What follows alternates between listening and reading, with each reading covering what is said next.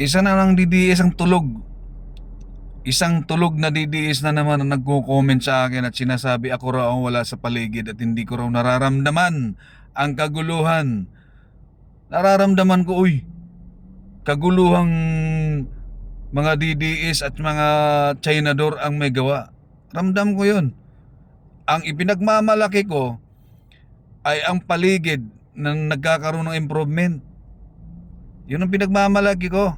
Baka kasi kayong mga DDS, wala kayong ibang bibig kundi kaguluhan. Doon kayong magaling kaguluhan. Kriminal, mga utak kriminal kasi kayo. Manang-mana kayo doon sa mga Duterte. Sasabihin nyo na hindi ko nararamdaman. Nararamdaman ko ang mga magaganda. Sinabi ko lang na maganda yung EDSA. Ang dami ka agad nag-react. Wala daw, hindi daw totoo yun. Di pumunta kayo doon. Kung anong nararamdaman sa EDSA.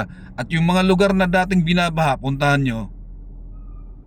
Di ba? Ayaw nyo kasi tumanggap ng tama. Ayaw nyo tumanggap na maganda nang nangyayari.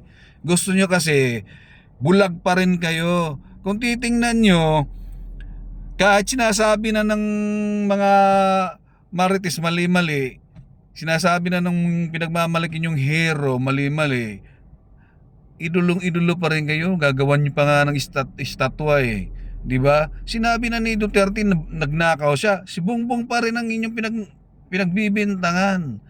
Sinabi na nga ni Duterte na nagmamariwa, nagpipintanil siya. Si Bongbong pa rin tinatawag yung bangag. Ha? Mga bangag kayo talaga. Kayo ang bangag. Kayo ang mga adik. Kayo rin ang mga kriminal.